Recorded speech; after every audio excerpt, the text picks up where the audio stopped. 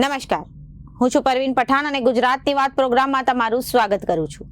આજે આપણે આપણા આ પ્રોગ્રામમાં જાણીશું કે આપણા ગુજરાત રાજ્યમાં દિવસ દરમિયાન કઈ કઈ ઘટનાઓ બની છે અને કેવી રીતે બની છે, કયો છે સોશિયલ મીડિયાનો હોટ ટોપિક મુદ્દો, તે સમગ્ર જાણકારી વિસ્તારપૂર્વક આપણા આજના આ પ્રોગ્રામમાં આપણે નિહાળીશું।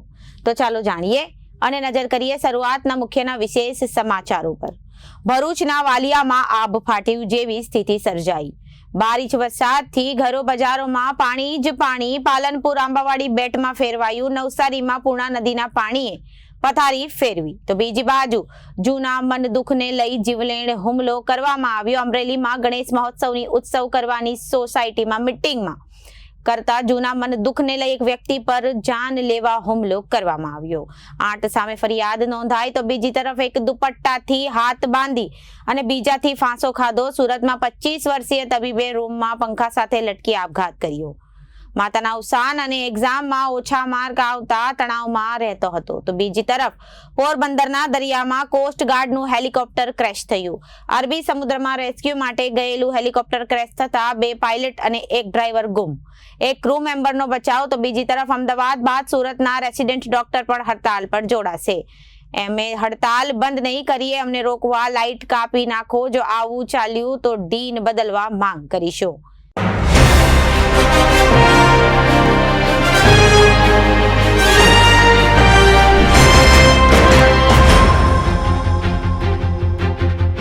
હવે જોઈએ સમાચારો વિગતવાર।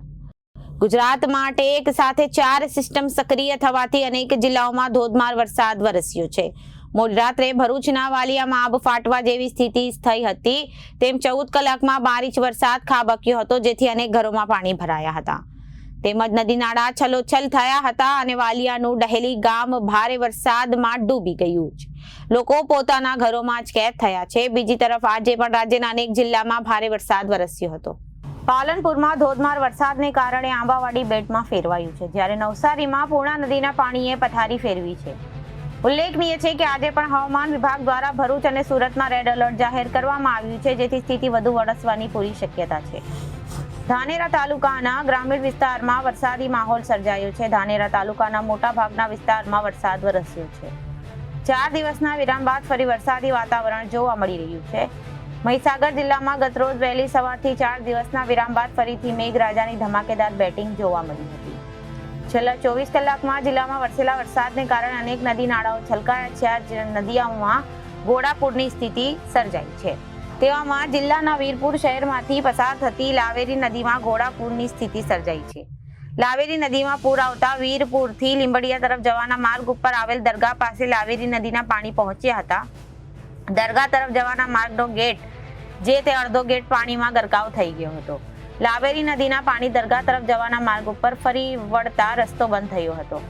રાજકોટ જિલ્લાના પડગરી તાલુકા પાસે આવેલ નિયારી 1 જળાશયનો 1 દરવાજો 0.3 મીટર અને ડોંડી જળાશયના 2 દરવાજા 0.3 મીટર ખોલવામાં આવેલ છે। આથી નિયારીના 1ના હેતવાસમાં આવેલ ઈશ્વરિયા વોટર સપ્લાય, હરિપાડ, પાડ, વડવાડી, વાજડી, ખંભાળા, ન્યારા, પડગરી, રામપુર, રંગપુર, તરગડી, ગડીવાડી, વાજેલી, વેજાગામ, વાજડી, વેડાવાડી તેમજ ડોંડી ડેમની હેઠવાસ આવેલા પડગરી તાલુકાના હિદળ, પાભર, ઇટાળા, નાના ઇટાળા અને લક્ષ્મી ઇટાળા વગેરે નામના લોકોને નદીના પટમાં અવર જવર ન કરવા અને સાવચેત રહેવા મામલતદાર ડિઝાસ્ટર મેનેજમેન્ટ સેલની યાદીમાં જણાવાયું છે। રાજકોટ જિલ્લાના પડગરી તાલુકા પાસે આવેલ નિયારી 2 જળાશય પૂર્ણ ભરાતા અગાઉ 2 દરવાજા 0.15 ખોલાયા હતા, જેમાં પાણીની આવક વધતા હાલ 2 દરવાજા 0.3 મીટર ખોલવામાં આવ્યા હતા। આથી ડેમની હેતવાસમાં આવેલા પડગરી તાલુકાના ગોવિંદપર, ખામટા, તરગડી, મરપરી, રામપુર ગામના લોકોને નદીના પટમાં અવરજવર ન કરવા સાવચેત રહેવા મામલતદાર અને ડિઝાસ્ટર બોર્ડર પર આવેલા લીંબડી ફળીઓ સંપર્ક વિહોણું થયું છે। ટોકરી નદીમાં ઘોડાપૂર આવતા લીંબડી ફળિયું સંપર્ક વિહોણું બન્યું છે। નદીનો લો લેવલ બ્રિજ પાણીમાંથી ડૂબી ગયો, સ્થાનિકોને ભારે હાલાકી ભોગવવાનો વારો આવ્યો છે। દર વર્ષે આ પરિસ્થિતિનું નિર્માણ થાય છે। ગતરોજ રાત્રિના રાજસ્થાનના ગંગાપુર જિલ્લાના દતાસુતી ગામના રવિરાજ કુલમીનિયા નામનો એક યુવક પોતાની પિકઅપ ગાડી લઈ રામપુરી અને પીછીપુરી વચ્ચેથી પસાર થતી અશ્વિન નદીના કોઝવે ઉપરથી પસાર થતો ત્યારે અશ્વિન નદીના ધસમસતા પાણીમાં પિકઅપ ગાડી સાથે યુવક તણાયો હતો।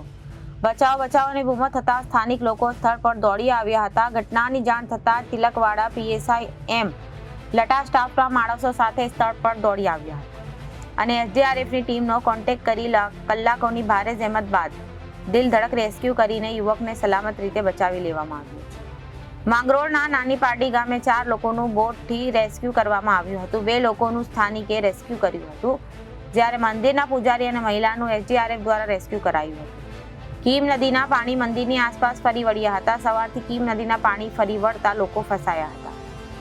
ધસમસતા પ્રવાહમાં એસડીઆરએફ તેમજ સ્થાનિકો દ્વારા દિલધડક રેસ્ક્યુ કર્યું. રાજકોટમાં ભારે વરસાદ સાથે વૃક્ષ તૂટી પડવાની ઘટના સામે આવી. વોર્ડ નંબર 13 ખાતે તોતિંગ વૃક્ષ તૂટી પડ્યું. ઝાડ તૂટી પડતા નીચે આવેલી રિક્ષાને નુકસાન પહોંચ્યું છે. હવામાન વિભાગની આગાહી વચ્ચે કચ્છના રાપર તાલુકાના ગ્રામ્ય વિસ્તારોમાં તથા તાલુકા મથકે વહેલી સવારના 6 વાગ્યાથી જોરદાર વરસાદ શરૂ થયો હતો. 1 કલાકમાં 1.5 થી 2 ઇંચ વરસાદ વરસી ગયો હતો. શેરીએ તથા મુખ્ય મોટા ભાગના બજારમાંથી પાણી વહી નીકળ્યા હતા. વાગડ વિસ્તારના રાપર તાલુકાના મોટા ભાગે ગામોમાં વરસાદ વરસ્યો હતો. સમગ્ર તાલુકામાં સવારે 6 થી 10 ના સમય દરમિયાન 2.5 ઇંચ વરસાદ વરસ્યો હોવાનું નાયબ મામલતદાર શિવાભાઈ રાજપૂતે જણાવ્યું. 4-5 દિવસના તરાપ વચ્ચે આ વરસાદ ખેતી માટે ફાયદાકારક સાબિત થાય તેમ ખેડૂતોએ જણાવ્યું હતું. પૂરની સ્થિતિ વચ્ચે નવસારી જિલ્લા વહીવટી તંત્ર નિદ્રાધીન હોય તેવું લાગી રહ્યું છે અને નદીના પટમાં ઉતર્યા છે. ગઈકાલે પૂરના પાણીમાં તણાઈ ગયેલી ટ્રકને કાઢવા 20 થી વધુ લોકો અંબિકા નદીના પૂરના પાણીમાં ઉતર્યા. હજુ આજે પણ અંબિકા નદી પોતાની ભયજનક સપાટી વટાવી છે અને મહાનગરપાલિકા દ્વારા ગંભીરતાપૂર્વક આવતો 1 ઇંચ જેટલા વરસાદમાં માર્ગે ઉપર હાલ 10 વાગ્યા સુધી ઉકાઈ ડેમની સપાટી 336.18 ફૂટ છે. ઉકાઈ ડેમની રૂલ લેવલની સપાટી 335 ફૂટ નક્કી કરવામાં આવી છે. રૂલ લેવલ કરતા ઉપર પાણીની સપાટી પહોંચતા વહીવટી તંત્ર સતત પાણી છોડી રહ્યું છે. હાલ ઉકાઈ ડેમમાં પાણીની આવક 1.47 લાખ ક્યુસેક છે, જે આવક 1.63 લાખ ક્યુસેક જેટલી નોંધાઈ છે.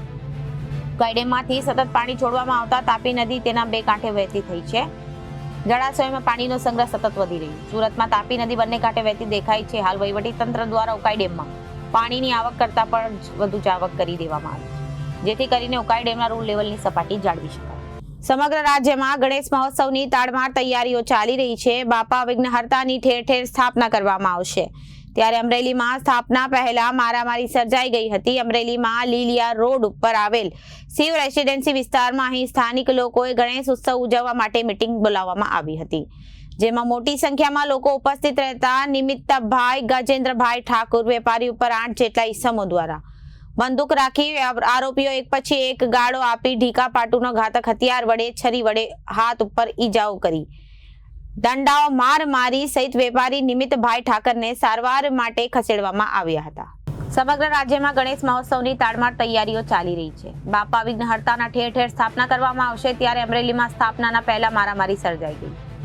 અમરેલીમાં લીલિયા રોડ ઉપર આવેલ શિવ રેસિડેન્સી વિસ્તારમાં સ્થાનિક લોકોએ ગણેશ ઉત્સવ ઉજવવા માટે મીટિંગ બોલાવવામાં આવી, જેમાં મોટી સંખ્યામાં લોકો ઉપસ્થિત રહ્યા હતા. નિમિત્તે ગજેન્દ્રભાઈ ઠાકર વેપારી ઉપર 8 જેટલા ઈસમો દ્વારા બંદૂક રાખી આરોપીઓ એક પછી એક ગાળો આપી ઢીકા પાટુનો ઘાતક હથિયાર છરી વડે હાથ ઉપર ઈજાઓ કરી દાંડાઓ માર મારી સહિત વેપારીની નિમિત્તભાઈ ઠાકરને સારવાર માટે ખસેડવામાં આવ્યા હતા. આ ઘટનાને બાદ અમરેલી તાલુકાના પોલીસ સ્ટેશનમાં ફરિયાદ નોંધાવતા પોલીસે કાયદેસરની કાર્યવાહી હાથ ધરી ગુનો નોંધવામાં આવ્યો. આરોપી કુલ્લીબેન બાવચંદભાઈ કાનપરિયા, ધર્મેશભાઈ બાવચંદભાઈ કાનપરિયા, નરેન્દ્રભાઈ બાવચંદભાઈ, પ્રફુલભાઈ કાછડિયા, લલિતભાઈ હીરપરા, ધવલભાઈ બિપિનભાઈ જીવાણી, સુધીરભાઈ કથોડિયા, વિમલભાઈ ગોહિલ સહિત 8 લોકો સામે તાલુકા પોલીસ સ્ટેશનમાં ફરિયાદ નોંધાતા પોલીસ દ્વારા આરોપીની ધરપકડ કરવાની કાર્યવાહી હાથ ધરવામાં આવી છે. સુરતમાં આપઘાતના બનાવોમાં સતત વધારો થઈ રહ્યો છે, ત્યારે એક 25 વર્ષીય તબીબે ઘરમાં ગળે ફાંસો ખાઈને આપઘાત કરી લીધો હતો. એક દુપટ્ટાથી બંને હાથ બાંધી દીધા હતા, તો બીજા દુપટ્ટાથી ફાંસો ખાઈને જીવન ટૂંકાવી લીધો હતો. અત્રે ઉલ્લેખનીય છે કે માતાના અવસાન અને પીજીની આપેલી એક્ઝામમાં ઓછા માર્ક આવવાના કારણે તણાવમાં પગલું ભર્યું હોય તેવી શક્યતા છે.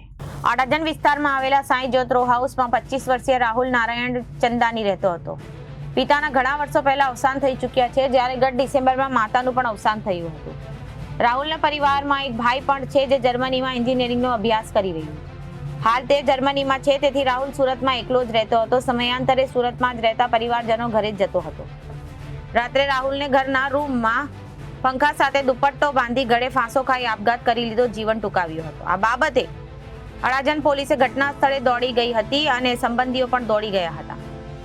ત્યારબાદ મૃતદેહને નીચે ઉતારીને પોસ્ટમોર્ટમ અર્થે સિવિલ હોસ્પિટલ ખસેડવામાં આવ્યો હતો. આ સાથે જ પોલીસ દ્વારા સંબંધીઓને નિવેદન નોંધી વધુ તપાસ હાથ ધરવામાં આવી. સંબંધીઓ દ્વારા જાણવા મળ્યું હતું કે રાહુલ ભણવામાં ખૂબ જ હોશિયાર હતો. રાહુલ ધોરણ 12માં ઓછા માર્ક આવ્યા હોવાથી 1 વર્ષનો ડ્રોપ લીધો હતો. ત્યારબાદ ફરી તૈયારી કરીને આગળનો અભ્યાસ શરૂ કર્યો હતો. MBBS નો અભ્યાસ પૂર્ણ કર્યા બાદ રાહુલે સુરત સિવિલ હોસ્પિટલમાં ઇન્ટર્નશિપ પણ પૂર્ણ કરી દીધી. રાહુલ થોડા સમય પહેલા PG નેટની એક્ઝામ પણ આપી હતી, જેમાં તેને ઓછા માર્ક આવ્યા હતા, જેથી તે તણાવમાં રહેતો હતો. આ સાથે ડિસેમ્બરમાં માતાના મોત બાદ વધુ તણાવમાં રહેવા લાગ્યો. આગળ એડમિશન પણ નહીં થાય અને તે ચિંતા સતત થયા કરતી હતી. દરમિયાન રાતે તેને પોતાના ઘરમાં જ અંતિમ પગલું ભરી લીધું. પોલીસ તપાસમાં બહાર આવેલી વિગતો પ્રમાણે રાહુલે પહેલા ફાંસો ખાઈને આપઘાતનો પ્રયાસ કર્યો હોવાની શક્યતા છે. જેમ કે પહેલા પ્રયાસમાં તેનો હાથ દોરી પહોંચી જતા હોવાથી તેણે એક દુપટ્ટાથી બંને હાથ બાંધી દીધા હતા અને ટ્રેક પેન્ટને ખીચામાંથી હોય તેમ વૃદ્ધિ મળી આવ્યો હતો. એક દુપટ્ટાથી હાથ બાંધેલા અને બીજા દુપટ્ટાથી તે પંખા સાથે બાંધીને નીચે ખુરશી મૂકી આપઘાત કર્યો હતો. ગુજરાતમાં પૂર સંબંધિત રાહત અને બચાવ કામગીરી કરતું ભારતીય કોસ્ટ ગાર્ડનું હેલિકોપ્ટરનું અરબી સમુદ્રમાં ક્રેશ લેન્ડિંગ કરવામાં આવ્યું. આ દરમિયાન હેલિકોપ્ટરમાં સવાર ભારતીય કોસ્ટગાર્ડના 2 પાયલટ ગુમ છે. તેની સાથે રેસ્ક્યુ કરનાર એક ડ્રાઈવર પણ મુસાફરી કરી રહ્યો હતો. તેની પણ કોઈ જાણકારી મળી નહીં. માહિતી મુજબ એક ક્રૂ મેમ્બરને બચાવી લેવામાં આવ્યો છે, પરંતુ બાકીના 3 લોકો લાપતા છે. ઇન્ડિયન કોસ્ટગાર્ડનું ICG હેલિકોપ્ટર અરબી સમુદ્રમાં ઓઇલના ટેન્કર પર એક કર્મચારી ઇજાગ્રસ્ત થયો હતો અને તેને રેસ્ક્યુ કરવા માટે જઈ રહ્યો હતો, ત્યારે આ દુર્ઘટના સર્જાઈ હતી. હેલિકોપ્ટરનું સોમવારે મોડી રાત્રે પોરબંદર નજીક દરિયામાં ક્રેશ લેન્ડિંગ થયું હતું, જેમાં પાયલટ સહિત 4 લોકો સવાર હતા. ક્રેશ લેન્ડિંગ બાદ તાત્કાલિક બચાવ કામગીરી હાથ ધરાતા ક્રૂ મેમ્બરનો બચાવ થયો હતો, પરંતુ અન્ય 3 લોકો હજુ લાપતા છે, જેની માહિતી ભારતીય કોસ્ટગાર્ડ દ્વારા ટ્વીટ કરીને આપવામાં આવી હતી. અમદાવાદની BJ મેડિકલ કોલેજમાં સ્ટાઇપેન્ડની માંગણીને લઈ રેસિડેન્ટ અને ઇન્ટર્ન ડોક્ટર હડતાલ પર બેઠા છે. આજે હડતાલના બીજા દિવસે પણ ડોક્ટરો એકઠા થવાનું શરૂ કર્યું છે. ગઈકાલ સુધી 40% સ્ટાઇપેન્ડ વધારવાની માંગ સાથે હડતાલ કરવામાં આવી રહી છે, ત્યારે આજે સ્ટાઇપેન્ડમાં 30%નો વધારો માંગવામાં આવ્યો છે. તો બીજી તરફ પોલીસ બંદોબસ્ત પણ BJ મેડિકલમાં ગોઠવવામાં આવ્યો છે. BJ મેડિકલના ડીને ગઈકાલે પોલીસને જાણ કરીને કાર્યવાહી કરવા પણ જણાવ્યું હતું. જો હડતાલ શરૂ થાય તો ડોક્ટર સામે પોલીસ કાર્યવાહી પણ થઈ શકે છે. અમદાવાદની BJ મેડિકલ કોલેજમાં સ્ટાઇપેન્ડની માંગણીને લઈ રેસિડેન્ટ અને ઇન્ટર્ન ડોક્ટર હડતાલ પર બેઠા છે. હડતાલના બીજા દિવસે પણ ડોક્ટરો એકઠા થવાનું શરૂ કર્યું છે. ગઈકાલ સુધી 40% સ્ટાઇપેન્ડ વધારવાની માંગ સાથે હડતાલ કરવામાં આવી, ત્યારે આજે સ્ટાઇપેન્ડમાં 30%નો વધારો થયો છે અને માંગવામાં આવ્યો છે. તો બીજી તરફ પોલીસ બંદોબસ્ત પણ BJ મેડિકલમાં ગોઠવવામાં આવ્યો છે. BJ મેડિકલના ડીને ગઈકાલે પોલીસને જાણ કરીને કાર્યવાહી કરવા પણ જણાવ્યું હતું. જો હડતાલ શરૂ થાય તો ડોક્ટર સામે પોલીસ કાર્યવાહી પણ થઈ શકે છે.